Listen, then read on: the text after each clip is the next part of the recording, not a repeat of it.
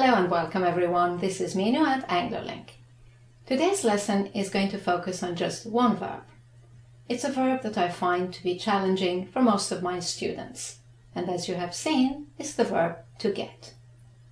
To get has three main meanings, and it's also added to the verbs to have and to have to insist on the ideas of possession and obligation. It also forms part of many phrasal verbs and some expressions. So in this video we're going to review all these usages, and by the end of the lesson you will have a clear idea of what get means and when and how to use it. So when you're ready, we can begin. Right then, the verb to get. As I mentioned in the introduction, the verb to get has three main meanings. The first one is to receive. The second is to indicate a change. And the third one is to bring, buy, or find something. It's also added to the verbs to have and to have to, without changing their meaning. It's also used as part of many phrasal verbs, and finally as part of some expressions.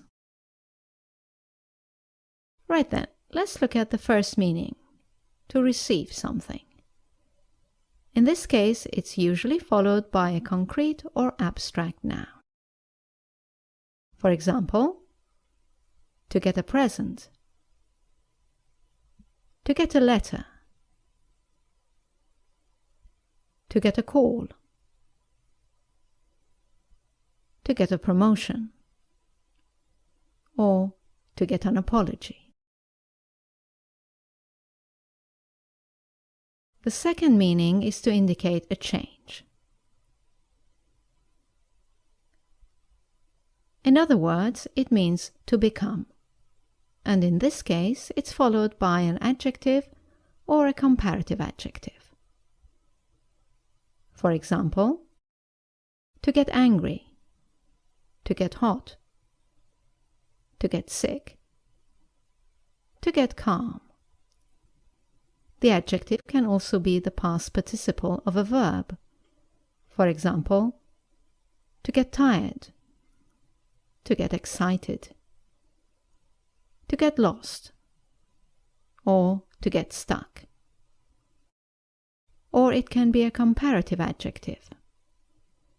For example, to get taller, to get better, to get more interesting.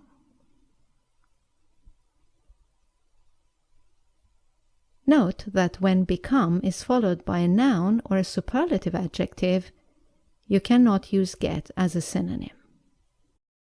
For example, to become a teacher, or to become an issue, or to become the best.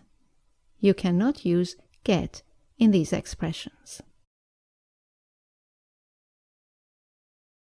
Okay, let's look at the third meaning. To bring, to buy, to find. You will have seen the verb get in expressions like, may I get you a drink? That means, may I bring you a drink? I need to get some milk. That means, I need to buy some milk. And I couldn't get any information, meaning I couldn't find any information. Right, let's look at the fourth usage of the verb get. As I mentioned before, it's added to the verbs to have and to have to insist on the ideas of possession and obligation. Let's look at possession. And remember that it does not change the meaning. For example, I have a question is the same as I've got a question. In the question form, do you have a minute? You can say, have you got a minute? Or in the negative form, they don't have a car. It's the same as they haven't got a car. The same applies to have to, with the meaning of obligation. She has to work late. It's the same as she's got to work late. In the question form, do you have to go? You can also say, have you got to go? And in the negative form, we don't have to stay. Or, we haven't got to stay. Right then, let's look at get as part of some phrasal verbs. Here are some common ones. To get up. That's to leave your bed. To get on. You can get on a bus, a plane, a train, a bike, or a horse. And the opposite is to get off. For a car or a taxi, it's to get into. And the opposite is to get out of. To get on with someone means to have a good relationship with them. To get over an illness, a shock, or a problem is to overcome it or to recover from it. To get to a place is to arrive at a place. And to get by is to manage with minimum resources.